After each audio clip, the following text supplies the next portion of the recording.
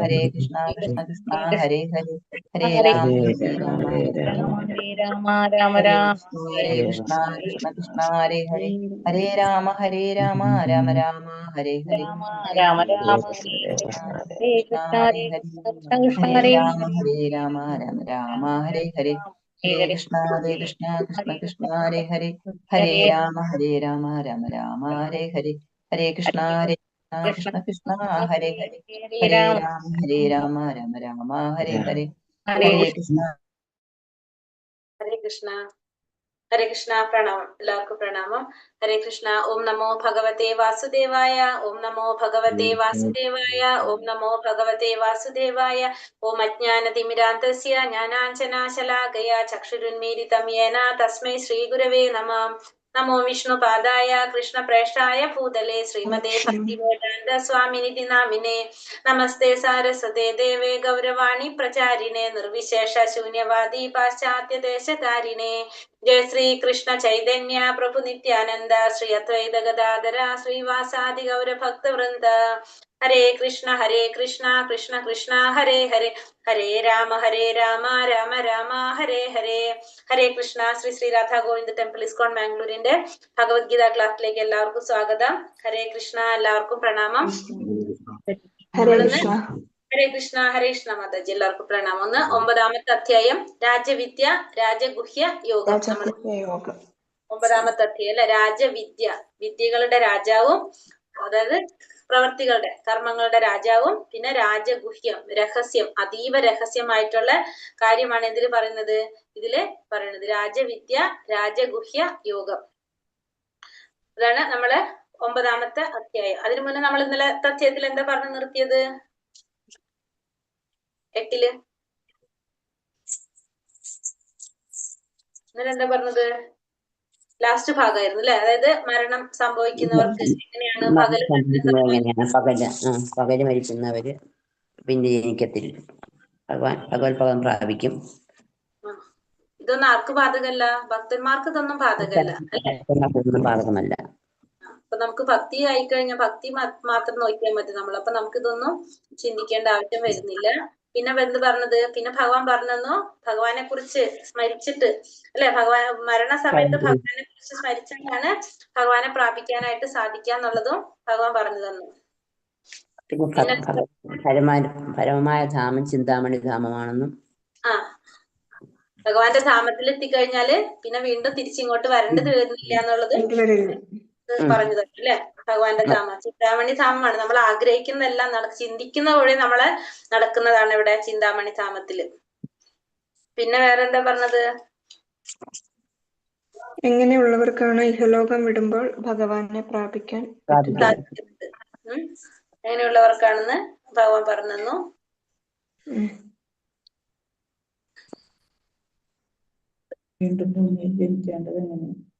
ഭൂമിയിൽ വീണ്ടും ജന്മം എടുക്കേണ്ടി വരുന്നത് അല്ലെ, അതായത് ഇരുട്ടത്ത് പോയി കഴിഞ്ഞാൽ തിരിച്ചു വരേണ്ടി വരും, വെളിച്ചത്ത് പോയി കഴിഞ്ഞാൽ തിരിച്ചു വരേണ്ടി വരില്ല. രണ്ട് വഴികൾ പോകാനായിട്ട്, ഒന്നില്ലെങ്കിൽ വെളിച്ചത്തിൽ അല്ലെങ്കിൽ ഇരുട്ടില്.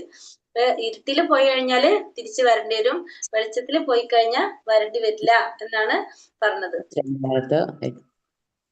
ശുക്ലപക്ഷത്തിലെ ഉത്തരായന കാലത്ത് പോകുന്നവർക്ക്. പിന്നെ ഭഗവാൻ ഒരു കാര്യം കൂടി പറഞ്ഞു, ഒരു വലിയൊരു കാര്യം നമുക്ക് പറഞ്ഞു തന്നു. അതായത് ഭക്തിമാർഗം സ്വീകരിച്ചു കഴിഞ്ഞാല്, ഭക്തിമാർഗത്തിന്റെ പ്രത്യേകത നമുക്ക് പറഞ്ഞു. ഭക്തിമാർഗം സ്വീകരിക്കുന്നത് പിന്നെ എന്ത് കാര്യങ്ങളൊക്കെ ചെയ്യുന്നതിനേക്കാളും ശ്രേഷ്ഠമാണെന്ന് നമുക്ക് മനസ്സിലാക്കി തന്നു. ഇവിടെ ലാസ്റ്റ് ശ്ലോകത്തില് വേദപഠനം ചെയ്യുന്നതും പിന്നെന്താണ് ദാനകർമ്മങ്ങൾ ചെയ്യുന്നതും, കാമ്യകർമ്മങ്ങളൊക്കെ ചെയ്യുന്നതിന്റെ ഫലം നമുക്ക് എന്തുകൊണ്ട് കിട്ടും? ഭക്തിയുത സേവനം ചെയ്താൽ മാത്രം കിട്ടും. മാത്രമല്ല വേറൊരു കാര്യം കൂടെ കിട്ടും. എന്താണ്? ഭഗവാന്റെ ധാമത്തിലേക്ക് പോകാനും സാധിക്കും നമുക്ക്. നേരെ മറിച്ച് നമ്മൾ യജ്ഞം ചെയ്ത്, ദാനം ചെയ്ത്, കാമ്യകർമ്മങ്ങളൊക്കെ ചെയ്തു കഴിഞ്ഞാൽ നമുക്ക് എന്ത് കിട്ടും? പുണ്യങ്ങൾ അനുഭവിക്കാൻ സാധിക്കും. പക്ഷെ നമുക്ക് എവിടേക്ക് പോകാൻ പറ്റില്ല? ഭഗവത് ധാമത്തിലേക്ക് പോകാനായിട്ട് സാധിക്കില്ല. അപ്പൊ ഭഗവത് ധാമത്തിലേക്ക് നമുക്ക് പോകണമെങ്കിൽ നമുക്ക് എന്ത് ചെയ്യാം? ഈ ഭക്തിയുത സേവനം ചെയ്താല് നമുക്ക് എന്ത് സാധിക്കും? ഭക്തിയിലൂടെ മാത്രമേ നമുക്ക് ഭഗവാനെ പ്രാപിക്കാനായിട്ട് സാധിക്കുള്ളൂ. അല്ലാതെ വേറെ ഒരു വഴിയും ഇല്ല എന്നുള്ളത് ഭഗവാൻ ഇന്നലത്തെ അധ്യായത്തിൽ നമുക്ക് പറഞ്ഞു. ശ്രീ ശ്രീ രാധാ ഗോവിന്ദ് കി ജയ്, ശ്രീല പ്രഭുപാദ് കി ജയ്. 9ാമത്തെ അധ്യായം രാജവിദ്യ രാജഗുഹ്യ യോഗം. അതില് 9ാമത്തെ അധ്യായത്തില് 1 മുതൽ 3 വരെയുള്ള ശ്ലോകങ്ങള് കൃഷ്ണകഥാശ്രവണം, യോഗ്യതകളും അയോഗ്യതകളെയും കുറിച്ചാണ് പറഞ്ഞു തരുന്നത്. ഭഗവാനെ കുറിച്ച് കേൾക്കാനായിട്ട് എങ്ങനെയുള്ളവർക്കാണ് യോഗ്യതയുള്ളത് എന്ന് പറയുന്നത്. ഭഗവാനെ കുറിച്ച് കേൾക്കാനായിട്ട്. പിന്നെ 4 മുതൽ 10 വരെ ഐശ്വര്യ ജ്ഞാനം, അതായത് ഭൗതിക ലോകവുമായുള്ള കൃഷ്ണന്റെ അചിന്ത്യ ഭേദാഭേദ തത്വം, അതാണ് 4 മുതൽ 10 വരെയുള്ള ശ്ലോകത്തിൽ പറയുന്നത്. 11 മുതൽ 15 വരെ ഭഗവാനെ ആരാധിക്കാത്തവരും ആരാധിക്കുന്നവരെയും കുറിച്ച് പറയുന്നു. 16 മുതൽ 25 വരെ ആരാധനയുടെ പരമോന്നത വസ്തുവാണ് ഭഗവാൻ എന്ന് പറഞ്ഞു തരുന്നു. 26 മുതൽ 34 വരെ ഭഗവാനെ നേരിട്ട് ആരാധിക്കുന്നതിന്റെ മഹത്വത്തെ കുറിച്ച് പറഞ്ഞു തരുന്നു. അപ്പൊ ഇങ്ങനെ 5 ഭാഗങ്ങളായിട്ടാണ് 9ാമത്തെ അധ്യായം പറഞ്ഞിരിക്കുന്നത്. അതില് ആദ്യത്തെ ഭാഗം 1 മുതൽ 3 വരെയുള്ള ശ്ലോകങ്ങള് ഭഗവാനെ കുറിച്ച് കേൾക്കാനുള്ള യോഗ്യതയും അയോഗ്യതകൾ എന്തൊക്കെയാണെന്ന്. ഫസ്റ്റ് തന്നെ പറഞ്ഞതാണ് അസൂയ. അസൂയ ഇല്ലായ്മ ഒരാളെ കൃഷ്ണനെ കുറിച്ചുള്ള രഹസ്യമായ അറിവ് കേൾക്കാൻ അനുവദിക്കുന്നു. അവിശ്വാസം ഒരാളെ ജനനത്തിനും മരണത്തിനും പ്രേരിപ്പിക്കുന്നു. അപ്പൊ അസൂയ ഉണ്ടെങ്കിൽ നമുക്ക് എന്ത് സാധിക്കില്ല? ഭഗവാനെ കുറിച്ച് കേൾക്കാനായിട്ട് സാധിക്കില്ല. അപ്പൊ അസൂയ ഒരിക്കലും നമുക്ക് ഉണ്ടാവാനായിട്ട് പാടില്ല. നമുക്ക് ഒരിക്കലും ഉണ്ടാവാൻ പാടില്ലാത്തൊരു കാര്യമാണ് എന്ത്? ബാക്കിയൊക്കെ നമുക്ക് മാറ്റാൻ പറ്റും പല പല കാരണങ്ങൾ, പക്ഷെ അസൂയ മാറ്റാൻ പാടാന്ന് പറയാം. അപ്പൊ ശരിക്കും നമുക്ക് അസൂയ ഉണ്ടാവരുത്. ഭഗവാന്റെ ഭക്തനാകണമെങ്കിൽ എന്ത് പാടില്ല? അസൂയ ഉണ്ടാവാൻ പാടില്ല. പിന്നെ വിശ്വാസം ഇല്ലാത്തൊരു അവിശ്വാസിയായിട്ട് ഒരാൾക്കും എന്ത് സാധിക്കില്ല? ഭഗവാനെ കിട്ടില്ല എന്ന് മനസ്സിലാക്കുക. വിശ്വാസികൾക്ക് ഭഗവാനെ മനസ്സിലാക്കാനായിട്ട് സാധിക്കില്ല. ഒരാളെ ജനനത്തിനും മരണത്തിനും പ്രേരിപ്പിക്കുന്നു എന്ന് പറഞ്ഞാല് അവര് വീണ്ടും എവിടെ തന്നെ വന്നുകൊണ്ടിരിക്കും? ഈ ഭൗതിക ലോകത്തിൽ തന്നെ വന്നുകൊണ്ടിരിക്കും. അപ്പൊ അസൂയ അവിശ്വാസവും, ഭഗവാനിൽ വിശ്വാസം ഇല്ലാതിരിക്കുക, പിന്നെ അസൂയ, ഇത് രണ്ടും ഭക്തിയുടെ തടസ്സങ്ങളാണ് നമ്മുടെ. ശ്രീ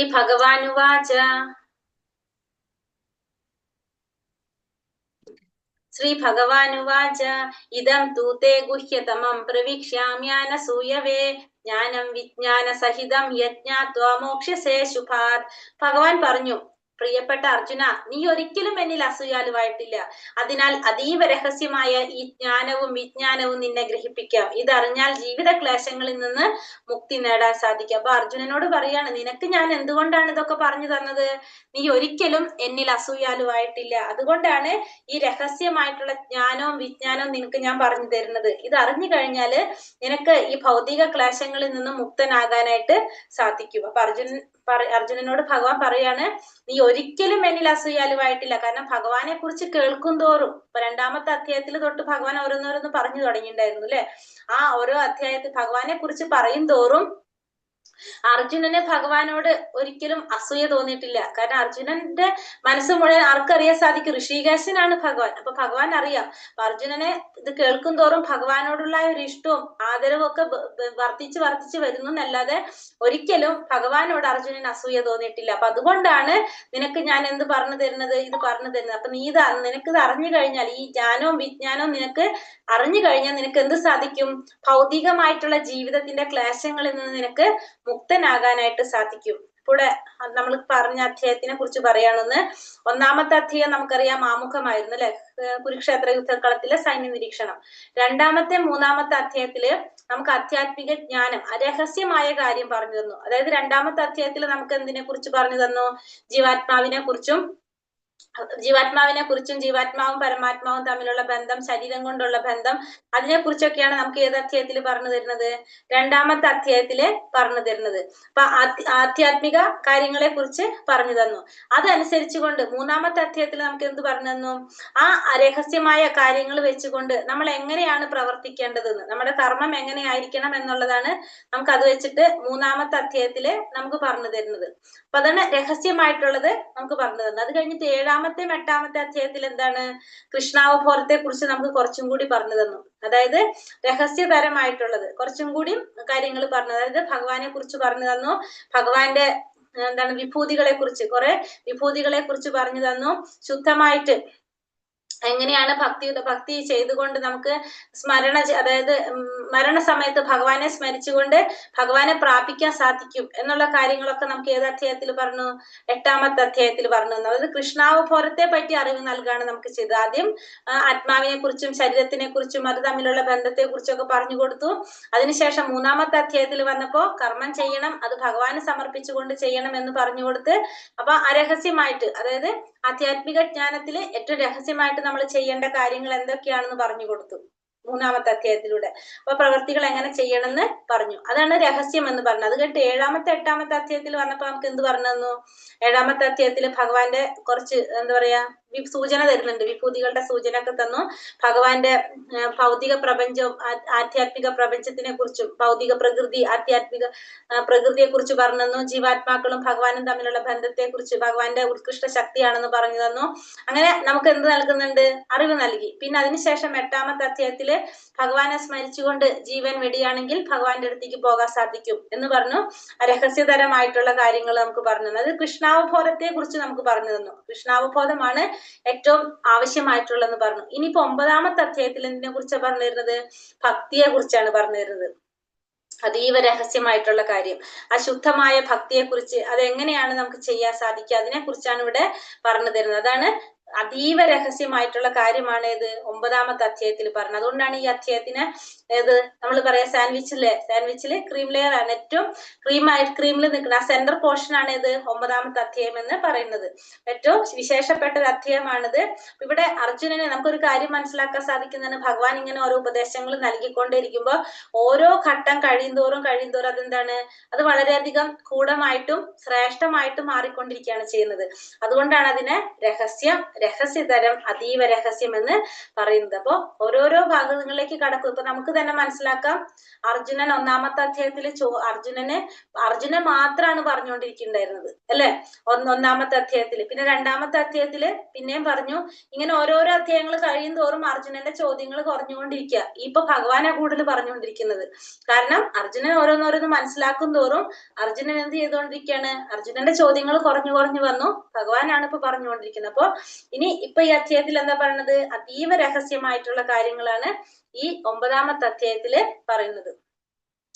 ഇവിടെ എന്താ പറഞ്ഞു വരുന്നത്? രാജവിദ്യ രാജഗുഹ്യ യോഗം. ശ്ലോകം 1 ഭഗവാൻ കൃഷ്ണൻ അർജുനന് അതീവ രഹസ്യമായ ജ്ഞാനവും സാക്ഷാത്കാരവും നൽകുന്നു. രാജവിദ്യ രാജഗുഹ്യ യോഗം. ഈ ജ്ഞാനം സ്വീകരിക്കാനുള്ള യോഗ്യത എന്താണ്? അനുസൂയവേ, അസൂയാരാഹിരഹിതനായ, അസൂയ ഉണ്ടാവാൻ പാടില്ല. മാർഗം എന്താണ്? സ്വീകരിക്കാനുള്ള ശ്രവണം, ശരിയായ ശ്രവണത്തിലൂടെ ആയിരിക്കണം ഇത് നമ്മൾ മനസ്സിലാക്കേണ്ടത്. നേട്ടം ഭൗതിക ജീവിതത്തിന്റെ ദുരിതങ്ങളിൽ നിന്ന് മോചനം. നമുക്ക് ഭൗതികമായ ജീവിതത്തിന്റെ ദുരിതങ്ങളിൽ നിന്ന് മോചനം എന്തുകൊണ്ട് ലഭിക്കും? നമ്മള് ഭഗവാനെ കുറിച്ച് മനസ്സിലാക്കുന്നത് കൊണ്ട് നമുക്ക് കിട്ടും. രാജവിദ്യ രാജഗുഹ്യം പവിത്രാമിതമുത്തമം പ്രത്യക്ഷാവഗമം ധർമ്മ്യം സുസുഖം കർത്തുമവ്യയം. ഈ ജ്ഞാനം രാജവിദ്യയാണ്, ഏറ്റവും പവിത്രമായതുമാണിത്. നേരിട്ട് ആത്മസാക്ഷാത്കാരം ലഭിക്കുന്നത് കൊണ്ട് നേരിട്ട് ആത്മസാക്ഷാത്കാരം നൽകുന്നത് കൊണ്ട് ധർമ്മത്തിന്റെ പരിപൂർണതയാണിത്. ശാശ്വതവും സന്തോഷത്തോടെ ചെയ്യാവുന്നതുമാണ്. അപ്പൊ ഈ ജ്ഞാനം എങ്ങനെയാണ്? രാജവിദ്യയാണ്, ഏറ്റവും പവിത്രമായതാണ്. നേരിട്ട് ആത്മസാക്ഷാത്കാരം ലഭിക്കുന്നത് കൊണ്ട് ഇത് എങ്ങനെയാണ്? ഇത് സന്തോഷത്തോടെ, ധർമ്മത്തിന്റെ പരിപൂർണതയാണ്, ശാശ്വതമായിട്ടും സന്തോഷത്തോടെ ചെയ്യാവുന്നതാണ്. എന്ത്? ഈ ഭക്തിയുടെ സേവനം, ഈ വിദ്യ എന്ന് പറയുന്നത് ഭക്തിയുടെ സേവനം. നമുക്ക് രാജവിദ്യയും പവിത്രമായിട്ടുള്ളത് പ്രത്യക്ഷത്തിൽ തന്നെ നമുക്ക് ഇതിന്റെ ഫലം കാണാനായിട്ട് സാധിക്കും. പ്രത്യക്ഷാവഗമം ധർമ്മ്യം എന്നാ പറയുന്നത് അല്ലെ, പ്രത്യക്ഷത്തിൽ തന്നെ നമുക്ക് ഇതിന്റെ ഫലം മനസ്സിലാക്കാനായിട്ട് സാധിക്കും.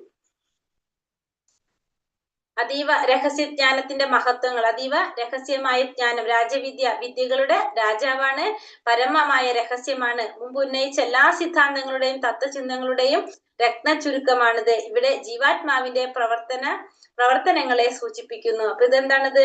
ഏറ്റവും രഹസ്യമായിട്ടുള്ള കാര്യമാണ് ഇവിടെ പറയുന്നത്. വിദ്യകളുടെ രാജാവാണിത്, എല്ലാത്തിന്റെ രത്ന ചുരുക്കമാണ് ഇപ്പൊ ഇവിടെ പറയാനായിട്ട് പോകുന്നതൊക്കെ. പിന്നെന്താണ്? അതായത് ഭക്തിയുടെ സേവനമാണ് നമുക്ക് ചെയ്യേണ്ടത്, അതാണ് നമ്മുടെ ലക്ഷ്യമാക്കി മാറ്റേണ്ടത്. ജീവാത്മാവിന്റെ പ്രവർത്തനങ്ങളെ സൂചിപ്പിക്കുന്നതാണിത്. രാജവിദ്യ രാജഗുഹ്യ യോഗം, രഹസ്യമായ ജ്ഞാനത്തിന്റെ മഹത്വങ്ങൾ എന്തൊക്കെയാണ്? ധർമ്മത്തിന്റെ പരിപൂർണതയാണിത്. നമുക്ക് ധർമ്മത്തിന്റെ പരിപൂർണതയാണ്. സുസുഖവും സന്തോഷത്തോടെ അവ്യയം നമുക്ക് ഒരിക്കലും ഇതില്ല, ശാശ്വതമായിട്ടുള്ളതാണ്, ഒരിക്കലും നശിക്കാത്തതാണിത്. ഭക്തിയുടെ സേവനം എന്ന് പറയുന്നത് ഒരിക്കലും നശിക്കുന്നതല്ല. നമുക്കറിയാം ഈ ഒരു ജന്മം കഴിഞ്ഞ് അടുത്തൊരു ജന്മം നമ്മൾ എടുത്താലും നമുക്ക് എന്ത് സാധിക്കും? നമ്മൾ എവിടെയാണോ ചെയ്തു നിർത്തിയത് അവിടെ നിന്ന് കണ്ടിന്യൂ ചെയ്യാനായിട്ട് നമുക്ക് സാധിക്കും. അത് ഒരിക്കലും നശിക്കുന്നതല്ല. എന്ത്? ഭക്തിയുടെ സേവനം എന്ന് പറയുന്നത് എപ്പോഴും സ്ഥായിയായിട്ട് നിലനിൽക്കുന്നത് തന്നെയാണ്. ധർമ്മത്തിന്റെ പരിപൂർണതയാണിത്. അശ്രദ്ധാധാന പുരുഷ ധർമ്മസ്യാസ്യ പരം തപ അപ്രാപ്യമാം നിവർത്തന്തെ മൃത്യു സംസാര വർമ്മനി. ഈ ഭക്തിയുടെ സേവനത്തിൽ വിശ്വാസമില്ലാത്തവർക്ക് എന്നെ പ്രാപിക്കാനാവില്ല. അപ്പൊ ഭഗവാൻ പിന്നെ പറഞ്ഞെന്താണ്? വിശ്വാസം അത് വേണമെന്ന് പറഞ്ഞു അല്ലെ. അസൂയ പിന്നെ അനസൂയ എന്ന് പറഞ്ഞു, അസൂയ ഇല്ലാതിരിക്കണം. പിന്നെ അതുപോലെ തന്നെ ഭഗവാനില് അവിശ്വാസികൾക്കും ഭഗവാനെ പ്രാപിക്കാൻ സാധിക്കില്ല എന്ന് പറഞ്ഞു. അപ്പൊ ഇവിടെ എന്താ പറഞ്ഞേ? ഭക്തിയുടെ സേവനത്തിൽ വിശ്വാസം ഇല്ലാത്തവർക്ക് ഭഗവാനെ പ്രാപിക്കാൻ സാധിക്കില്ല. ഹേ ശത്രുഞ്ജയ, അതുകൊണ്ട് അവർ ഈ ഭൗതിക ലോകത്തിൽ ജനന മരണങ്ങളുടെ വഴിയിലേക്ക് വീണ്ടും എത്തുന്നു. അപ്പൊ ഭക്തിയുടെ സേവനത്തിൽ വിശ്വാസം ഇല്ലാത്തവർക്ക് ഒരിക്കലും ഭഗവാനെ പ്രാപിക്കാനായിട്ട് സാധിക്കില്ല. അവർ വീണ്ടും എവിടേക്ക് എത്തും? ഈ ഭൗതിക ലോകത്തില് ഈ ജനന മരണങ്ങളുടെ വഴിയിലേക്ക് അവർ വീണ്ടും എത്തേണ്ടതായിട്ട് വരും. വൃക്ഷത്തിന്റെ വേരുകളിൽ വെള്ളം ഒഴിക്കുന്നത് കൊണ്ട് അതിന്റെ കൊമ്പുകളും ചില്ലകളും ഇലകളും സംതൃപ്തി അടയുന്നു. ഉദരത്തിന് ആഹാരം നൽകുന്നതിനാൽ ശരീരത്തിലെ സർവ്വ ഇന്ദ്രിയങ്ങളും തൃപ്തിപ്പെടുന്നു. അതുപോലെ ഭഗവാന്റെ അതീന്ദ്രിയ സേവനത്തിൽ ഏർപ്പെടുന്ന ഭക്തൻ ദേവന്മാരെയും സർവ്വ ജീവജാലങ്ങളെയും സംതൃപ്തരാക്കുന്നു. അപ്പോൾ നമുക്കറിയാം, ഒരു വൃക്ഷത്തിന്റെ വേരിൽ വെള്ളം ഒഴിച്ചു കഴിഞ്ഞാൽ വൃക്ഷത്തിന്റെ എല്ലാ ഭാഗത്തേക്കും അത് കിട്ടും. നമ്മൾ ഭക്ഷണം കഴിക്കുമ്പോൾ നമ്മൾ ഓരോ ഭാഗത്തിനും പ്രത്യേകം ഭക്ഷണം കൊടുക്കുന്നില്ല. നമ്മൾ എന്ത് ചെയ്യും? ഭക്ഷണം കഴിച്ചു നമ്മുടെ ഉദരത്തിലെത്തും. അത് എല്ലാവിടേക്കും അത്യാവശ്യം വേണ്ട കാര്യങ്ങൾക്ക് ഉള്ള ഊർജം അതിൽ നിന്ന് കിട്ടും. അതേപോലെ തന്നെ ഭഗവത് സേവനത്തിൽ ഏർപ്പെട്ടുകൊണ്ടിരിക്കുമ്പോൾ നമ്മൾ പ്രത്യേകം ഓരോ ദേവന്മാരെ നമ്മൾ എന്ത് ചെയ്യേണ്ട? സംതൃപ്തരാക്കേണ്ട ആവശ്യമില്ല. ഭഗവാന്റെ സേവനത്തിൽ ഏർപ്പെട്ടുകൊണ്ടിരുന്നാല് അത് എല്ലാ ദേവന്മാരും എല്ലാ ജീവജാലങ്ങളും സംതൃപ്തരാകും. എല്ലാവരും ഭഗവാന്റെ അംശമാണ്. അപ്പൊ നമ്മൾ ഭഗവത് സേവനം ചെയ്തുകൊണ്ടിരുന്നു കഴിഞ്ഞാൽ എല്ലാ ദേവന്മാരെ സംതൃപ്തരാക്കാനും സർവ്വ ജീവാത്മാക്കളെ സംതൃപ്തരാക്കാനായിട്ട് നമുക്ക് സാധിക്കും. രണ്ടാമത്തെ ഭാഗം 4 മുതൽ 10 വരെ ഐശ്വര്യജ്ഞാനം, ഭൗതിക ലോകവുമായുള്ള കൃഷ്ണന്റെ അചിന്ത്യ തത്വം. കൃഷ്ണന്റെ ഭൗതിക ശക്തിയുടെ പ്രപഞ്ചത്തെ മുഴുവൻ വ്യാപിക്കുകയും സൃഷ്ടിക്കുകയും നശിപ്പിക്കുകയും ചെയ്യുന്നു. കൃഷ്ണൻ തന്റെ ഭൗതിക ശക്തിയിലൂടെ പ്രപഞ്ചത്തെ വ്യാപിക്കുകയും സൃഷ്ടിക്കുകയും നശിപ്പിക്കുകയും ചെയ്യുന്നു. കൃഷ്ണൻ പരമോന്നത സംവിധായകനാണെങ്കിലും ഭൗതിക ലോകം സ്വതന്ത്രമായി നീങ്ങുന്നു. അങ്ങനെ കൃഷ്ണൻ നിഷ്പക്ഷനും നിസ്സംഗനുമായി തുടരുന്നു. ഭഗവാനാണ് എല്ലാത്തിന്റെ നിയന്താവ്. ഭഗവാനാണ് ഇതിന്റെ സൃഷ്ടി നടത്തിയിരിക്കുന്നതും എല്ലാം ഭഗവാൻ തന്നെയാണ്. പക്ഷെ എന്നിരുന്നാലും ഭഗവാൻ എങ്ങനെയാണ്? ഈ ഭൗതിക ലോകത്ത് സ്വതന്ത്രമായിട്ടാണ് ഭഗവാൻ നിലനിൽക്കുന്നത്. ഭഗവാൻ എങ്ങനെയാണ്? നിഷ്പക്ഷനാണ്, നിസ്സംഗതനാണ്. ഭഗവാൻ ഇതൊന്നും ബാധിക്കുന്നില്ല.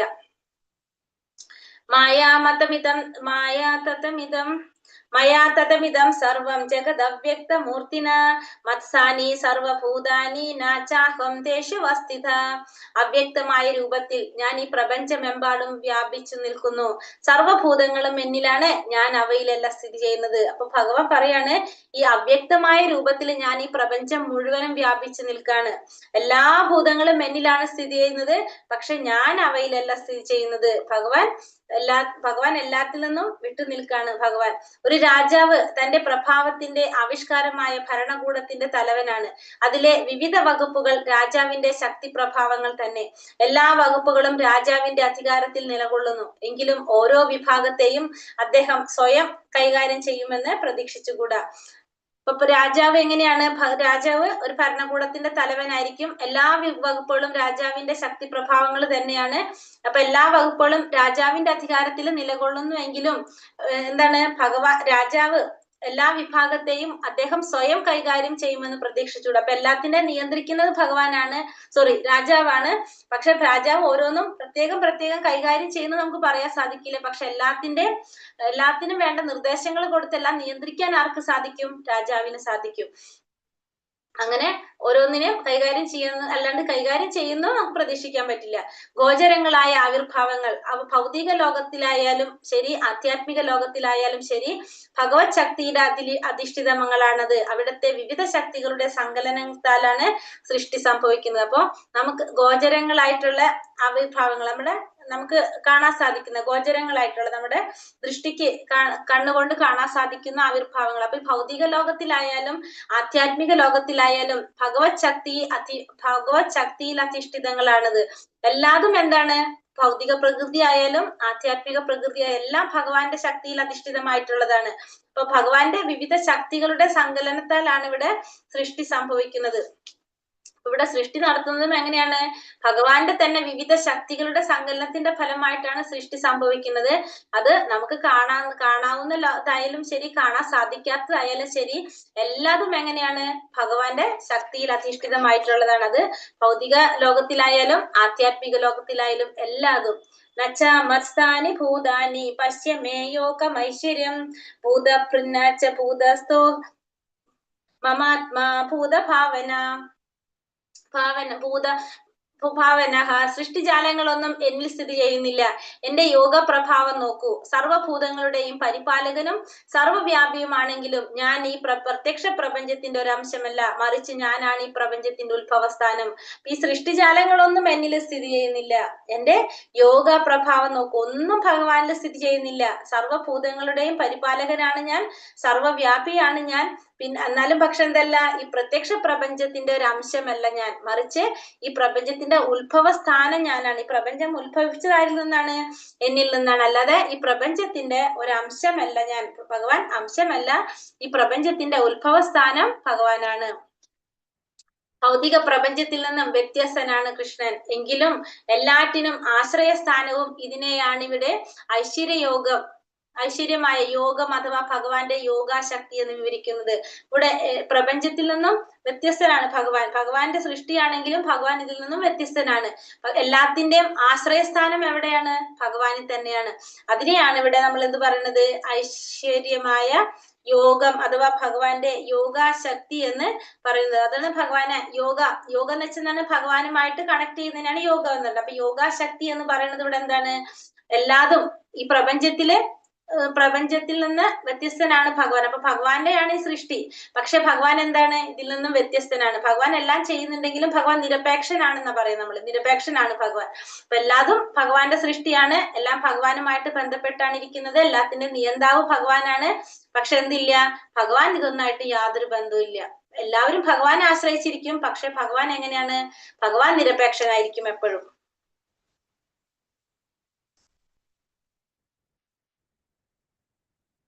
യഥാകാശസ്ഥിതോ നിത്യം വായു സർവത്ര ഗോമഹാൻ തഥാ സർവാണി ഭൂതാനി മത്സ്ഥാനീത്യുപധാരയ. ആകാശത്തിൽ സ്ഥിതി ചെയ്തുകൊണ്ട് തന്നെ ശക്തിയുള്ള കാറ്റ് എല്ലായിടത്തും സഞ്ചരിക്കുന്നു. അതുപോലെ സർവശക്തികളും എക്കാലത്തും എന്നിലാണ് വിശ്രമിക്കുന്നത്. അപ്പൊ ആകാശത്തിൽ സ്ഥിതി ചെയ്തുകൊണ്ട് തന്നെ ശക്തിയുള്ള കാറ്റ് എല്ലായിടത്തും സഞ്ചരിക്കും. കാറ്റ് എപ്പോഴെവിടെയാണ്? ആകാശത്തിൽ നമുക്ക് കാണാൻ സാധിക്കും. പക്ഷെ എന്നിട്ട് നമുക്കത് എവിടെ തോന്നും? നമുക്കിവിടെ എല്ലായിടും കാറ്റ് സഞ്ചരിക്കുന്നതായിട്ട് മനസ്സിലാക്കാം. അതേപോലെ തന്നെ എല്ലാ സൃഷ്ടികളും എങ്ങനെയാണ്? എല്ലാ കാലത്തും ഭഗവാനിൽ തന്നെയാണ് സ്ഥിതി ചെയ്യുന്നത്. അപ്പൊ നമുക്ക് ആകാശത്തില് ഇവിടെ എന്താ പറഞ്ഞ, ആകാശത്തിലുള്ള വായുവിന്റെ അഥവാ ചലനം എന്ന് പറയുന്നത് എവിടെയത്? ഒരു മിനിറ്റ്. ആകാശത്തിലുള്ള വായു അതല്ലെങ്കിൽ കാറ്റ്, അതാണ് പ്രപഞ്ചത്തിലെ മഹത്തായ ആവിർഭാവം എന്ന് പറഞ്ഞത്. അപ്പൊ വായുവിന്റെ ചലനം സർവ്വ പദാർത്ഥങ്ങളുടെയും ചലനത്തിൽ സ്വാധീനം ചെലുത്തുന്നു. അത്തരത്തിലുള്ള ആ ചലനം എങ്ങനെയാണ് സംഭവിക്കുന്നത്? ആകാശത്തിൽ തന്നെയാണ് അത് സ്ഥിതി ചെയ്യുന്നത്. അതിന്റെ അപ്പുറത്തേക്ക് അത് പോകുന്നില്ല. പക്ഷെ നമുക്കത് മനസ്സിലാക്കാൻ സാധിക്കും. എന്താണ്? ആ വസ്തുക്കൾ ചലിക്കുമ്പോൾ നമുക്ക് അറിയാൻ സാധിക്കും അതവിടെ എന്തിന്റെ സാന്നിധ്യമുണ്ട്? കാറ്റിന്റെ സാന്നിധ്യമുണ്ട്. അതുപോലെ തന്നെ വിസ്മയാവഹമായ ആ പ്രപഞ്ചം പരമമായിട്ടുള്ള ഭഗവാന്റെ ശക്തിയിലാണ് നിലനിൽക്കുന്നത്. ഭഗവാന്റെ ഇച്ഛയ്ക്ക് അനുസരിച്ചല്ലാതെ ഒരു പുൽക്കൊടി പോലും ഇളകുന്നില്ല. ഭഗവാന്റെ ഇച്ഛയനുസരിച്ചല്ലാതെ ഒരു പുൽക്കൊടിക്ക് പോലും ഇളകാനായിട്ട് സാധിക്കില്ല. എല്ലാതും എങ്ങനെ തന്നെയാണ്? ഭഗവാന്റെ ഇച്ഛയ്ക്കനുസരിച്ച് തന്നെയാണ് പ്രവർത്തിക്കുന്നതും നിലനിൽക്കുന്നതും. എല്ലാം ഭഗവാന്റെ ഇച്ഛയ്ക്കനുസരിച്ച് തന്നെയാണ് നടക്കുന്നത്. സർവഭൂതാനി കൗന്ദേയ പ്രകൃതിം യാന്തി മാമികാം കൽപക്ഷയേ പുനഃസ്ഥാനി കൽപാദോ വിസൃജാമ്യഹം. കുന്തിപുത്ര, ഓരോ കൽപ്പത്തിന്റെയും അവസാനത്തിൽ ഈ ഭൗതിക ആവിർഭാവങ്ങളെല്ലാം എന്നിൽ പ്രവേശിക്കുന്നു. അടുത്ത കൽപ്പം ആരംഭിക്കുമ്പോൾ ഞാൻ അവയെ വീണ്ടും എന്റെ ശക്തിയാൽ സൃഷ്ടിക്കുകയും ചെയ്യുന്നു. അപ്പൊ ബ്രഹ്മാവിന്റെ ഒരു ദിവസം, ഒരു പകല് കഴിയുമ്പോ, രാത്രിയാവുമ്പോ ബ്രഹ്മാവ് ഉറങ്ങുന്ന സമയത്ത് എന്ത് സംഭവിക്കും? ഈ എല്ലാ പ്രപഞ്ചവും ഇതല്ലാതെ എവിടേക്ക് പോകും? ഈ പ്രപഞ്ചം, ഈ ഭൗതിക പ്രപഞ്ചം ഭഗവാന്റെ ഉള്ളിലേക്ക് പോകും, ഭഗവാന്റെ വായ്ക്കുള്ളിലേക്ക് പോകും. വീണ്ടും പിറ്റേ ദിവസം ബ്രഹ്മാവിന്റെ പകല് വരുമ്പോ എന്ത് സംഭവിക്കും? ഇതെല്ലാം വീണ്ടും സൃഷ്ടിക്കുകയും ചെയ്യും. അപ്പൊ ഭഗവാനിലേക്ക് വിലയം പ്രാപിക്കും എല്ലാതും. തിരിച്ച് ബ്രഹ്മാവിന്റെ പകല് തുടങ്ങുമ്പോ വീണ്ടും അതൊക്കെ സൃഷ്ടി വരികയും ചെയ്യും. പ്രകൃതിം സോമവഷ്ടപ്യ വിസൃജാമി പുനഃ പുനഃ ഭൂതഗ്രാമമിമം കൃഷ്ണ വശം അവശ്യം പ്രകൃതേ വശാത്. പ്രപഞ്ച പ്രവർത്തനം എന്റെ അധീനതയിലാണ്. എന്റെ ഇച്ഛയ്ക്കനുസരിച്ച് അത് വീണ്ടും വീണ്ടും ആവിർഭവിക്കുകയും ഒടുവിൽ തിരോഭവിക്കുകയും ചെയ്യുന്നു. അപ്പൊ ഈ പ്രപഞ്ചത്തിന്റെ പ്രവർത്തനം ആരുടെ അധീനതയിൽ തന്നെയാണ്? ഭഗവാന്റെ അധീനതയിൽ തന്നെയാണ് ഈ പ്രപഞ്ചത്തിന്റെ പ്രവർത്തനവും. ഭഗവാന്റെ ഇച്ഛയ്ക്കനുസരിച്ച് അത് വീണ്ടും വീണ്ടും ആവിർഭവിക്കുകയും ഒടുവിൽ തിരോഭവിക്കുകയും ചെയ്യുന്നു. അപ്പൊ വീണ്ടും വീണ്ടും ആവിർഭാവം സംഭവിക്കുന്നതും തിരോഭാവം സംഭവിക്കുന്നതും എല്ലാം ആരുടെ നിയന്ത്രണത്തിലും ആരുടെ ഇച്ഛയ്ക്കനുസരിച്ച് തന്നെയാണ്? ഭഗവാന്റെ ഇച്ഛയ്ക്ക് അനുസരിച്ചാണ്. കാരണം ഈ പ്രപഞ്ച പ്രവർത്തനം തന്നെ ആരുടെ കയ്യിലാണ്? ഭഗവാന്റെ കയ്യിൽ തന്നെയാണ്. അപ്പൊ എല്ലാത്തിനെയും നിയന്ത്രിക്കുന്നതും എല്ലാതും ആരാണ്? ഭഗവാൻ തന്നെയാണ്. നിലനിർത്തുന്നതും നിയന്ത്രിക്കുന്നതും എല്ലാം ഭഗവാനാണ്. കാരണ സമുദ്രത്തിൽ കിടക്കുന്ന ഭഗവാന്റെ ആദി പുരുഷാവതാരമായ മഹാവിഷ്ണു ഉച്ഛ്വാസത്തിൽ നിന്നാണ് ഈ എണ്ണമറ്റ പ്രപഞ്ചങ്ങൾ ഉണ്ടാകുന്നത്. അപ്പൊ ഈ പ്രപഞ്ചങ്ങളെല്ലാം ഉണ്ടാകുന്നത് ഭഗവാന്റെ ആദ്യത്തെ വിഷ്ണുമൂർത്തി രൂപം കാരണോദകശായ വിഷ്ണു മഹാവിഷ്ണുവിന്റെ ഉച്ഛ്വാസത്തിൽ നിന്നാണ്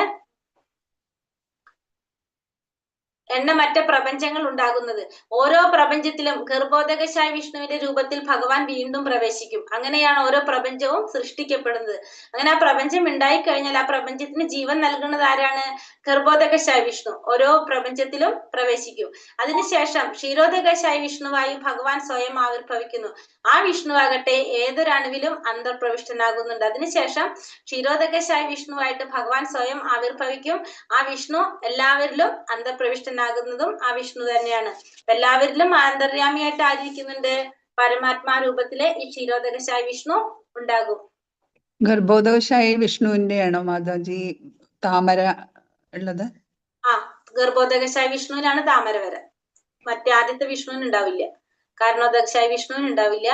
ഗർഭോദകശായ വിഷ്ണുവിന്റെയാണ് താമരയിൽ നിന്ന് ബ്രഹ്മാവ് വരുന്നതും പിന്നെ 14 ലോകങ്ങൾ ആ താമരത്തണ്ടിൽ കാണുന്നതും. നച്ചാമാം ഞാൻ പറഞ്ഞുതരാം. ഞാനതൊരു നച്ചാമാം താനി കർമാണി നിബദ്ധന്തി ധനഞ്ജയ ഉദാസീനവദാസീന അസത്കൃതം തേഷു കർമ്മസു. ധനഞ്ജയ, ഈ കർമ്മങ്ങൾക്കൊന്നും തന്നെ എന്നെ ബന്ധിക്കുവാൻ കഴിയില്ല. ഒരു ഭൗതിക പ്രവർത്തനങ്ങളോടും ബന്ധപ്പെടാതെ ഉദാസീനനെ പോലെ സ്ഥിതി ചെയ്യുകയാണ് ഞാൻ. അപ്പൊ ധനഞ്ജയ ഇവിടെ അർജുനനോട് പറയാണ്, ഈ കർമ്മങ്ങൾക്കൊന്നും എന്നെ ബന്ധിക്കാൻ കഴിയില്ല. അപ്പൊ ഇത്തരത്തിലുള്ള കർമ്മങ്ങൾക്കൊന്നും എന്നെ ബന്ധിക്കാനായിട്ട് കഴിയില്ല. അപ്പൊ എന്താണ്? ഒരു ഭൗതിക പ്രവർത്തനങ്ങളോടും ബന്ധപ്പെടാതെ ഞാൻ എങ്ങനെ നിൽക്കുന്നത്? ഉദാസീനനെ പോലെയാണ് ഞാൻ നിൽക്കുന്നത്. ഉദാസീനനെ പോലെയാണ് ഞാൻ സ്ഥിതി ചെയ്യുന്നത്. ഒരു കർമ്മങ്ങൾക്കും എന്നെ ബന്ധിക്കാനായിട്ട് കഴിയില്ല. കാരണം ഒരു ഭൗതിക പ്രവർത്തനമായിട്ട് ആർക്ക് ബന്ധമില്ല. എല്ലാത്തിന്റെ നിയന്താവാണ് ഭഗവാൻ. പക്ഷെ ഒന്നും ഭഗവാനെ ബാധിക്കുന്നില്ല. ഉദാസീനനെ പോലെയാണ് ഭഗവാൻ കഴിയുന്നത്. ന്യായസ്ഥനായ ഒരു ഹൈക്കോടതി ജഡ്ജിയുടെ കൽപ്പന പ്രകാരം പലതും സംഭവിക്കുന്നു. എങ്കിലും ജഡ്ജി ഇതിലെല്ലാം ഉദാസീനനാണ്. ആ ലാഭനഷ്ടങ്ങളൊന്നും അദ്ദേഹത്തെ ബാധിക്കുന്നില്ല. അതേ വിധമാണ് ഭഗവാന്റെ സ്ഥിതിയും. പക്ഷെ ഏതൊരു കർമ്മ മേഖലയിലും അദ്ദേഹത്തിന്റെ കൈ എത്തുന്നുണ്ട്. അപ്പൊ എല്ലാത്തിലും ഭഗവാന്റെ കൈ ഉണ്ടാകും. പക്ഷെ ഒന്നും ഭഗവാനെ ബാധിക്കുന്നില്ല. മയഘേഷേണ പ്രകൃതി സൂയതേ സചരാചരം ഹേതുനാനേന കൗന്ദേയ ജഗത് വിപരിവർത്തതേ. അല്ലയോ കുന്തിപുത്ര, എന്റെ ശക്തി വിശേഷങ്ങളിൽ ഒന്നായ ഈ ഭൗതിക പ്രകൃതി എന്റെ നിർദ്ദേശമനുസരിച്ച് ചരാചരങ്ങളെല്ലാം സൃഷ്ടിക്കുന്നു. ഈ നിയമം അനുസരിച്ച് വീണ്ടും വീണ്ടും പ്രപഞ്ചം സൃഷ്ടിക്കപ്പെടുകയും സംഹരിക്കുകയും ചെയ്യുന്നു. അപ്പൊ ഭഗവാന്റെ ശക്തി വിശേഷങ്ങളിൽ ഒന്നായിട്ടുള്ള ഈ ഭൗതിക പ്രകൃതി എന്ത് ചെയ്യാണ്? ഭഗവാന്റെ നിർദ്ദേശം അനുസരിച്ചാണ് ഈ ചരാചരങ്ങളെല്ലാം സൃഷ്ടിക്കുന്നത്. ഈ നിയമം അനുസരിച്ച് ഈ പ്രപഞ്ചം വീണ്ടും വീണ്ടും പ്രപഞ്ചം സൃഷ്ടിക്കപ്പെടും, സംഹരിക്കപ്പെടുകയും ഒക്കെ ചെയ്യുന്നത്. ഇതൊക്കെ ആരുടെ നിർദ്ദേശപ്രകാരമാണ്? ഭഗവാന്റെ തന്നെ നിർദ്ദേശപ്രകാരമാണ്. ഒരാളുടെ മുന്നിൽ സുരഭിലമായ ഒരു പൂവിരിക്കുന്നു. ആ പൂവും അയാളുമായി ഒരു വിധത്തിലും ബന്ധപ്പെട്ടില്ലെങ്കിലും തന്റെ ഘ്രാണശക്തി അതിന്റെ ഗന്ധത്തെ അറിയുന്നുണ്ട്. ആ ഘ്രാണശക്തിയും പൂവും വ്യത്യസ്തങ്ങളാണ്. അത്തരം ഒരു ബന്ധമത്തെ ഭൗതിക പ്രപഞ്ചത്തിന് ഭഗവാനോടുള്ളത്. അപ്പൊ ഒരു പൂവ് നമ്മളെ മുന്നിൽ ഇരുന്ന് കഴിഞ്ഞാൽ പൂവും നമ്മളും തമ്മിൽ യാതൊരു ബന്ധമില്ലെങ്കിലും അതിന്റെ സ്മെല്ല് നമുക്ക് അനുഭവപ്പെടും. ആ ഗന്ധത്തെ അറിയാനായിട്ട് നമുക്ക് സാധിക്കും. ആ ഘ്രാണശക്തിയും പൂവും വ്യത്യസ്തങ്ങളാണ്. പക്ഷെ എന്താണ്, അത്തരമൊരു ബന്ധമാണ് എന്ത് ഭൗതിക പ്രപഞ്ചത്തിന് ഭഗവാനോടുള്ളത്. ഭഗവാനായിട്ട് നമ്മള് നേരത്തെ ഭാഗവത ക്ലാസ്സിൽ നമ്മൾ പറഞ്ഞില്ലേ, ഭഗവാൻ എന്നിട്ട് എന്ത് ചെയ്യാണ്, ആ ഭൗതിക പ്രപഞ്ചത്തിന് ശക്തി കൊടുക്കാണ്, ഇതൊക്കെ ചെയ്യാനായിട്ടുള്ള ശക്തി കൊടുക്കുന്നു എന്ന് പറഞ്ഞു. ഭഗവാന്റെ ഇച്ഛപ്രകാരമാണ് എല്ലാം പ്രവർത്തിക്കുന്നത്. ഭഗവാൻ പറയുന്നതിനനുസരിച്ച് ഭൗതിക പ്രകൃതി എന്ത് ചെയ്തുകൊണ്ടിരിക്കുന്നു, സൃഷ്ടി നടത്തിക്കൊണ്ടേയിരിക്കുന്നു. മൂന്നാമത്തെ ഭാഗത്തില് ആരാധിക്കുന്നവരും ഭഗവാനെ ആരാധിക്കാത്തവരെയും കുറിച്ച് പറയാണ്. കൃഷ്ണൻ ഒരു താൽക്കാലിക രൂപമുള്ള ഒരു സാധാരണ മനുഷ്യനാണെന്ന് കരുതുന്ന വിഡ്ഢികൾ നിരീശ്വരവാദികളായി തീരുകയും അവരുടെ ശ്രമത്തിൽ പരാജയപ്പെടുകയും ചെയ്യുന്നു. ഒരു മഹാത്മാവിന്റെ നിർവചനവും യോഗ്യതകളും ആണ് 13-15 ശ്ലോകത്തില് പറയുന്നത്. നോക്കാം. അവജാനന്തി മാമൂഢ മാനുഷീം തനുമാശ്രിതം പരം ഭാവമജാനന്ദോ മമ ഭൂതാ മഹേശ്വരം. മനുഷ്യരൂപത്തിൽ അവതരിക്കുന്ന എന്നെ മൂഢന്മാർ നിന്ദിക്കുന്നു. എല്ലാറ്റിനും ഈശ്വരനായ എന്റെ അതീന്ദ്രിയ സ്വഭാവം അവർക്ക് അറിഞ്ഞുകൂടാ. അപ്പൊ ഭഗവാനെ മനുഷ്യരൂപത്തിൽ ഭഗവാൻ അവതരിക്കുമ്പോ ഭഗവാനെ ആർക്കും അറിയാനായിട്ട് സാധിക്കില്ല. മൂഢന്മാര് ഭഗവാനെ നിന്ദിക്കുകയാണ് ചെയ്യുന്നത്. അവർക്കൊരിക്കലും ഈശ്വരനായ ഭഗവാന്റെ അതീന്ദ്രിയ സ്വഭാവത്തെ കുറിച്ച് മനസ്സിലാക്കാനായിട്ട് ആർക്ക് സാധിക്കില്ല, മൂഢന്മാർക്ക് സാധിക്കുന്നില്ല. മോഘാശ മോഘ കർമാണ മോഹജ്ഞാന വിചേതസഃ രാക്ഷസീം ആസുരീം ചൈവ പ്രകൃതി മോഹിനീം ശ്രുത. ഇങ്ങനെ മോഹിതരായവർ ആസുരങ്ങളും നിരീശ്വരവാദപരങ്ങളുമായ ആശയങ്ങളാൽ ആകൃഷ്ടരാകുന്നു. ആ വ്യാമോഹാവസ്ഥയിൽ മുക്തിയെക്കുറിച്ചുള്ള പ്രതീക്ഷകളും ഫലോദിഷ്ട കർമ്മങ്ങളും ജ്ഞാനാർജനവും എല്ലാം പാഴായി പോകും. അങ്ങനെ ഉള്ള മൂഢന്മാര്, അങ്ങനെ മോഹിതരായിട്ടുള്ളവര് ആസുരങ്ങളും നിരീശ്വരവാദപരമായിട്ടുള്ള ആശയങ്ങളിൽ ആകൃഷ്ടരാകുന്നു എന്ന് മാത്രമല്ല, ആ വ്യാമോഹാവസ്ഥയില് മുക്തിയെക്കുറിച്ചുള്ള പ്രതീക്ഷകളും അതുപോലെ തന്നെ ഫലോദിഷ്ട കർമ്മങ്ങള് ജ്ഞാനം ആർജിച്ചതൊക്കെ എന്താണ്, അവരുടേത് പാഴായിട്ട് പോകും. അവരുടെ അത്തരത്തിലുള്ള ജ്ഞാനവും കാര്യങ്ങളും എല്ലാം പാഴായി പോവുകയും ചെയ്യും. ആസുരികളും നിരീശ്വരവാദപരമായിട്ടുള്ള ആശ്രയങ്ങൾ ആകൃഷ്ടരാകുന്നവരെ കുറിച്ചാണ് പറയുന്നത്. അപ്പൊ അവര് എന്തൊക്കെ ചെയ്തിട്ടുണ്ടോ, നല്ല പ്രവർത്തനങ്ങൾ, ഫലോദിഷ്ട കർമ്മങ്ങൾ അല്ലെങ്കിൽ പുണ്യപ്രവർത്തികൾ എന്തൊക്കെ ചെയ്തിട്ടുണ്ടോ അതൊക്കെ അവരുടെ പാഴായിട്ട് പോകാണ് ചെയ്യുന്നത്, ഈ ആസുര സ്വഭാവത്തിൽ ഇരിക്കുന്നത് കൊണ്ട്. ഇനിയോ മഹാത്മനസ്തു മാം പാർത്ഥ ദേവീം പ്രകൃതിം ആശ്രിത ഭജന്താനന്യ മനസ്സോ ജ്ഞാതോ ഭൂതാദിമവ്യയം. അല്ലയോ പാർത്ഥ, വ്യാമോഹം ബാധിക്കാത്ത വിശിഷ്ടാത്മാക്കളോ, ഇപ്പൊ നമ്മളിപ്പോ പറഞ്ഞത് ആസുരിക സ്വഭാവത്തിലുള്ളവരെ കുറിച്ച്. ഇനി വ്യാമോഹം ബാധിക്കാത്തവര് വിശിഷ്ടാത്മാക്കൾക്ക് എന്താ സംഭവിക്കുന്നത്, പ്രകൃതി ദൈവിക പ്രകൃതിയാൽ സുരക്ഷിതരാണ് അവർ. അവരെ സംരക്ഷിക്കുന്നത് ആരാണ്, ദൈവിക പ്രകൃതി, അതായത് ഭഗവാന്റെ തന്നെ അന്തരംഗ ശക്തിയാണ് അവരെ സംരക്ഷിക്കുന്നത്.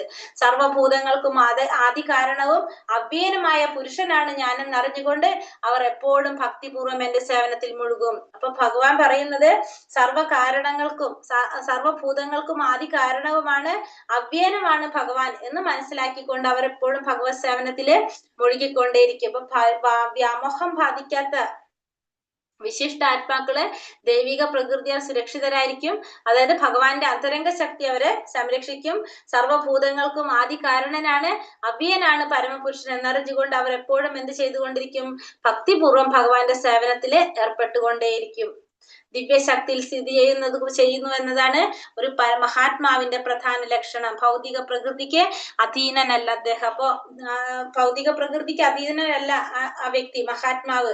ഏത് ശക്തിയിലാണ് കഴിയുന്നത്, ദൈവിക ശക്തിയില്, ദിവ്യശക്തിയിലാണ് സ്ഥിതി ചെയ്തിരിക്കുന്നത്. ആര്, ഒരു മഹാത്മാവ്. കൃഷ്ണന്റെ പരമഭക്തർ അദ്ദേഹത്തിന്റെ തന്നെ ചതുർഭുജ മഹാവിഷ്ണുവിനെ പോലുള്ള മൂർത്തിഭാഗങ്ങളിൽ പോലും ആകൃഷ്ടരാകാറില്ല. കൃഷ്ണന്റെ ദിവ്യജ മൂർത്തിയിൽ മാത്രമാണ് താല്പര്യം അത്രയും. ഭഗവാന്റെ ഭക്തന്മാര്, ശുദ്ധ ഭക്തന്മാര് ഭഗവാന്റെ ഏത് രൂപത്തില് മാത്രമാണ് ആകൃഷ്ടരായിട്ടുള്ളത്, ശ്രീകൃഷ്ണ രൂപത്തില്. ചതുർഭുജ രൂപത്തിൽ പോലും അവർക്ക് എന്ത് വരുന്നില്ല, ആകർഷണം വരുന്നില്ല. അവർക്ക് ആകെ ഭഗവാന്റെ ഏത് ഭാവം മാത്രമാണ് ഇഷ്ടം, ഭഗവാൻ ശ്രീകൃഷ്ണനായിട്ടുള്ള രൂപമാണ് ആരാഗ്രഹിക്കുന്നത്, ഭക്തന്മാർ ആഗ്രഹിക്കുന്നത്. സതതം കീർത്തയന്തോ മാം യദന്തശ്ചാദൃഢാവൃതഃ നമസ്യന്തശ്ച മാം ഭക്ത്യാ നിത്യയുക്ത ഉപാസത്തെ. എല്ലായ്പ്പോഴും എന്റെ കീർത്തികൾ ആലപിച്ചും നിശ്ചയദാർഢ്യത്തോടെ പ്രയത്നിച്ചും എന്റെ മുമ്പിൽ പ്രണമിച്ചുകൊണ്ടും ഈ മഹാത്മാക്കൾ നിരന്തരം എന്നെ ഭക്തിയോടെ ആരാധിക്കുന്നു. അപ്പൊ എല്ലായ്പ്പോഴും ഭഗവാന്റെ കീർത്തനങ്ങൾ ആലപിച്ചുകൊണ്ടും നിശ്ചയദാർഢ്യത്തോടെ പ്രയത്നിച്ചുകൊണ്ടും ഭഗവാന്റെ മുന്നിൽ പ്രണമിച്ചുകൊണ്ടും എന്ത് ചെയ്തുകൊണ്ടിരിക്കും? ഈ മഹാത്മാക്കള് നിരന്തരം ഭക്തിയോടുകൂടി ഭഗവാനെ ആരാധിച്ചു കൊണ്ടേയിരിക്കും. പറഞ്ഞ സതതം കീർത്തയന്തോ മാം യദന്തശ്ചാദൃഢാവൃതഃ നമസ്യന്തശ്ച മാം നിത്യയുക്ത ഉപാസ. അപ്പൊ എല്ലായ്പ്പോഴും ഭഗവാന്റെ കീർത്തനങ്ങൾ ആലപിച്ചുകൊണ്ടിരിക്കും, നിശ്ചയദാർഢ്യത്തോടെ പ്രയത്നിച്ചുകൊണ്ടിരിക്കും, ഭഗവാന്റെ മുന്നിൽ പ്രണമിച്ചുകൊണ്ടിരിക്കും. അപ്പൊ ഇങ്ങനെ ചെയ്തുകൊണ്ട് മഹാത്മാക്കൾ എന്ത് ചെയ്യും? നിരന്തരം ഭക്തിയോടുകൂടി ഭഗവാനെ ആരാധിച്ചു കൊണ്ടേയിരിക്കുന്നു. ഒരു സാധാരണ മനുഷ്യനെ മുദ്രയടിച്ച് മഹാത്മാവാക്കാൻ കഴിയില്ല. അയാളുടെ സ്വാഭാവിക ലക്ഷണങ്ങളാണ് ഇവിടെ വിവരിച്ചത്. ഒരു മഹാത്മാവ് എപ്പോഴും കൃഷ്ണ ഭഗവാന്റെ മഹത് ഗുണങ്ങൾ കീർത്തിച്ചുകൊണ്ടേയിരിക്കും. അയാൾക്ക് മറ്റൊന്നും ചെയ്യാനില്ല. ഒരു മഹാത്മാവ് എപ്പോഴെങ്ങനെയാണ്? ഏതു സമയത്തും ഭഗവാനെ കുറിച്ച് ചിന്തിച്ചു കൊണ്ടിരിക്കും. എപ്പോഴും ഭക്തിയുടെ സേവനം ചെയ്യാന്ന് മാത്രമായിരിക്കും അവരുടെ ലക്ഷ്യം. ഭഗവാനെ കുറിച്ച് ചിന്തിക്കാത്തൊരു സമയം പോലും ആരിലുണ്ടാവില്ല, ഒരു മഹാത്മാവിന് ഉണ്ടാവില്ല. ഭക്തിയുടെ സേവനത്തിൽ ഒഴിച്ചുകൂടാനാവാത്ത ചില വ്രതാനുഷ്ഠാനങ്ങളുണ്ട്. ഉദാഹരണമായി ഏകാദശി, ആ ഭഗവാന്റെ അവതാര ദിനം തുടങ്ങിയവ. ആത്മീയ ലോകത്തിൽ ഭഗവത് സാമീപ്യ ലബ്ധിക്കായി അത്യന്തം ആഗ്രഹിക്കുന്നവർക്ക് വേണ്ടി മഹാത്മാരായ ആചാര്യന്മാർ നിശ്ചയിച്ചവയാണ് ഈ വ്രതങ്ങൾ. മഹാത്മാക്കൾ ഒട്ടും തന്നെ പിഴയ്ക്കാതെ ഇവ അനുഷ്ഠിച്ചു പോരുന്നത് കൊണ്ട് അവരുടെ അഭിഷ്ടം നിറവേറ്റുക തന്നെ ചെയ്യും. അപ്പോ ഭക്തിയുടെ സേവനത്തിൽ നമുക്ക് ഒഴിച്ചുകൂടാൻ പറ്റാത്ത വ്രതങ്ങളെ കുറിച്ചാണ് ഇവിടെ പറയുന്നത്. അപ്പൊ ഏകാദശി വ്രതം, പിന്നെ അതുപോലെ തന്നെ ഭഗവാന്റെ അവതാര ദിനങ്ങള്, ഇതൊക്കെ നമുക്ക് പ്രധാനപ്പെട്ടതാണ്. അപ്പൊ എന്തിനാണ് ഇതൊക്കെ ആചാര്യന്മാർ ഇതൊക്കെ നിശ്ചയിച്ചു വെച്ചിരിക്കുന്നത്? ഭഗവാന്റെ സാമീപ്യം ആഗ്രഹിക്കുന്നവർക്ക് അവരെ ആഗ്രഹം നടക്കാൻ വേണ്ടിയിട്ട് പറയുന്നു. ഒട്ടും പിഴയ്ക്കാതെ നമുക്ക് അനുഷ്ഠിച്ചു പോരാം. ഇത്തരത്തിലുള്ള വ്രതങ്ങളൊക്കെ അനുഷ്ഠിച്ച് നമ്മുടെ ആഗ്രഹങ്ങൾ നിറവേറ്റാനായിട്ട് സാധിക്കും. ജ്ഞാന യജ്ഞേന ചാപ്യേന യജന്തോ മാമുപാസത്തെ ഏകത്വേന പൃഥക്തേന ബഹുതാ വിശദോ മുഖം. ജ്ഞാനാർജനം കൊണ്ട് യജ്ഞം ചെയ്യുന്ന മറ്റു ചിലർ സർവേശ്വരനെ അതിദീയനായും ബഹുരൂപനായും വിശ്വതോന്മുഖനായും ആരാധിക്കുന്നു. അപ്പൊ ജ്ഞാനാർജനം കൊണ്ട് യജ്ഞം ചെയ്യുന്നവര്, അപ്പൊ മറ്റുള്ളവരെ കുറിച്ച് പറയണം. കുറച്ചു പേര് എങ്ങനെയാണ്? യജ്ഞം ചെയ്യുന്നവര് ജ്ഞാനം നേടിയിട്ട് ഭഗവാനെ കുറിച്ചുള്ള ജ്ഞാനം നേടി യജ്ഞങ്ങൾ അനുഷ്ഠിക്കുന്നത് കൊണ്ട് ഭഗവാനെ ചിലര് അതിഥീയനായിട്ടും ചിലര് ബഹുരൂപനായിട്ടും ചിലര് വിശ്വതോമുഖനായിട്ടും 3 തരത്തില് ഭഗവാനെ ആരാധിക്കും. ആരൊക്കെയാണത്? അതൊക്കെ പറയണ. ഒന്ന് മഹാത്മാവ് എന്ന് വെച്ചാൽ തികഞ്ഞ കൃഷ്ണാവബോധമുള്ളവനാണ് ആര്? മഹാത്മാക്കൾ എന്ന് പറയുന്നത്. മഹാത്മാവായില്ലെങ്കിൽ കൂടി പല വിധത്തിലും കൃഷ്ണനെ ആരാധിക്കുന്ന മറ്റു ചിലരുണ്ട്. അതാണ് നമ്മൾ പറഞ്ഞ ഇത് സുഹൃതികളായിട്ടുള്ളത്. ആർത്തോ, ജിജ്ഞാസു, അർത്ഥാർത്ഥി, ജ്ഞാനി. 4 പേര്. ആർത്തൻ, ദരിദ്രൻ, ജിജ്ഞാസു, പിന്നെ ജ്ഞാനി. പിന്നെ ഇതിന് താഴെ വരുന്നതാണ് എന്ത്? ഈ 3ാമത്തെ വിഭാഗം ഭഗവാനെ ഏതെങ്കിലും ഒരു രൂപത്തിൽ വിഭാവനം ചെയ്ത് ആരാധിക്കുന്നവര്. ഭഗവാനെ ഏതെങ്കിലും രൂപത്തില് വിഭാവനം ചെയ്ത് ഭഗവാനെ ആരാധിക്കുന്നവർ. അതായത് ഭഗവാനും താനും ഭിന്നരല്ലെന്ന ബോധത്തോടെ ആത്മാരാധന ചെയ്യുന്നവര്. ഭഗവാനും താനും എങ്ങനെയാണ്? ഒന്ന് തന്നെയാണ്. ഞാനും ഭഗവാനാണ്, നീയും ഭഗവാനാണ് എന്ന് ചിന്തിച്ചുകൊണ്ട് എന്ത് ചെയ്യുന്നത്? ഭഗവാനെ ആത്മാരാധന ചെയ്യുന്നവരാണ് 1ാമത്തെ കൂട്ടര്. 2ാമത്തത് ഭഗവാന്റെ വിശ്വരൂപത്തെ ആരാധിക്കുന്നവര്. ഭഗവാന്റെ വിശ്വരൂപത്തെ ആരാധിക്കുന്നവരാണ് 2ാമത്തത്. 3ാമത്തത് ഭഗവാനും താനും ഭിന്നരല്ലെന്ന ബോധത്തോടെ ആത്മാരാധന ചെയ്യുന്നവര്. ഭഗവാനും താനും ഭിന്നരല്ല,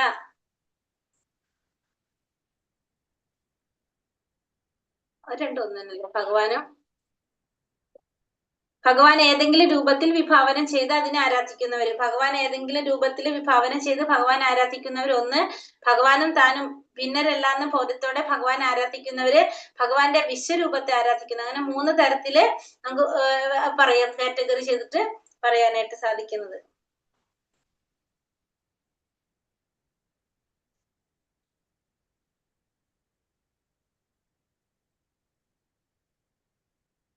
ഇതിൽ എത്ര ശ്ലോകം ഉള്ളത്? മൊത്തം 34. 34 ഇനി അടുത്തടുത്ത കൂടിപ്പോകും. 25 വരെ വരില്ലേ? ഹരേ കൃഷ്ണ. നാം കൂടെ വെച്ച് നിർത്തപ്പ.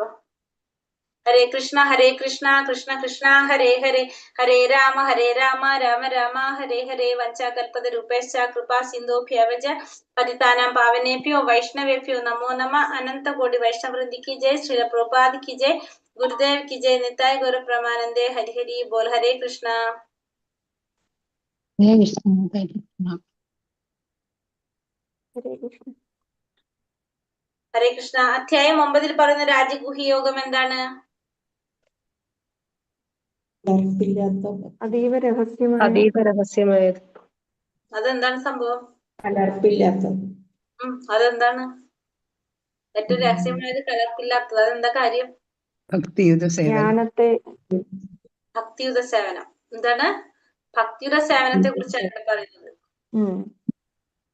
ഈ അധ്യായത്തിൽ പറയുന്ന ഏറ്റവും രഹസ്യമായിട്ടുള്ള കാര്യം എന്താണത്? ഭക്തിയുത സേവനം. ഭഗവാനെ അറിയണമെങ്കിൽ നമുക്ക് എന്ത് വേണം? ഭക്തി. ഭക്തി എന്ന് പറഞ്ഞാല് ഭക്തിയുത സേവനമാണ് എന്ന് നമ്മളത് എപ്പോഴും തിരുത്തി ചിന്തിക്കണം. ഭക്തി എന്ന് പറഞ്ഞാൽ എപ്പോഴും എന്തായിരിക്കണം? ഭക്തിയുത സേവനമായിരിക്കണം. അതാണ് ഭഗവാനെ ഈ അധ്യായത്തിൽ പറയുന്ന രഹസ്യമായ കാര്യം. രഹസ്യമായ ജ്ഞാനത്തിന്റെ മഹത്വങ്ങൾ എന്തൊക്കെയാണ്? ധർമ്മ്യം, സുസുഖം, അവ്യയം. എന്താണ് ശ്ലോകം? കർത്തുമറ ഭഗവാൻ ആരാധിക്കുന്ന 3 രീതികൾ ഏതൊക്കെയാണ്? അതുവരെ എത്തിക്കല്ലോ അല്ലെ. അതിഥീയ, ബഹുരൂപനായിട്ടും വിശ്വതോമുഖനായിട്ടും 3 തരത്തില് ഭഗവാൻ ആരാധിക്കുന്നത് എങ്ങനെയാണ്? ചിലര് അതിഥീയനായിട്ട് ആരാധിക്കുന്നു, ബഹുരൂപനായിട്ട്, വിശ്വതോമുഖായിട്ട് വിശ്വരൂപത്തിൽ ആരാധിക്കും. പിന്നെ പല വിധത്തിലും ഭഗവാൻ ആരാധിക്കുന്നത്. പിന്നെ ഏകരൂപത്തില്.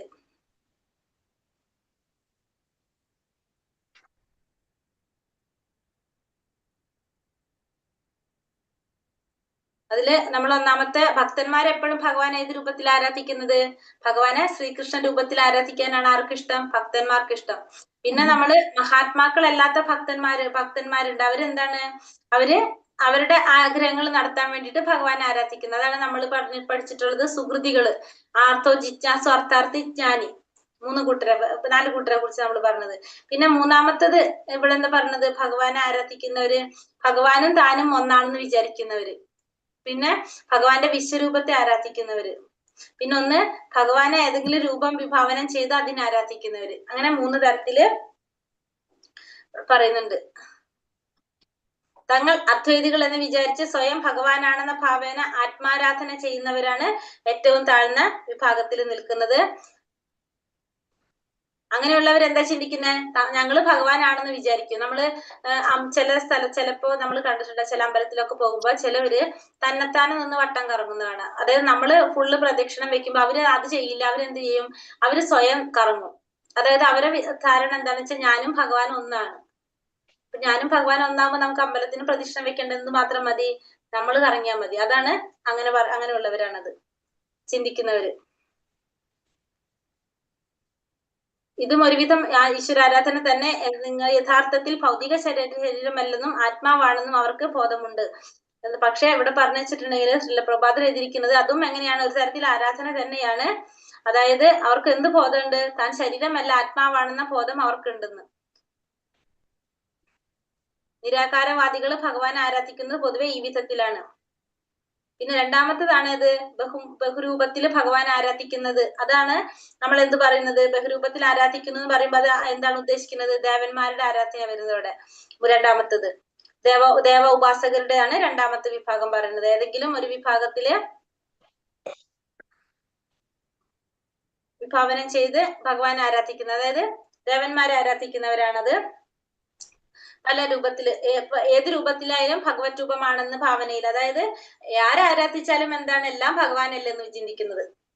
പല രൂപമായാലും ഇപ്പൊ ഗണപതി ആരാധിച്ചാലും മഹാദേവൻ ആരാധിച്ചാലും എല്ലാതും ഒന്ന് തന്നെയല്ലേ എന്ന് ചിന്തിക്കുന്നതാണ് എന്ത്?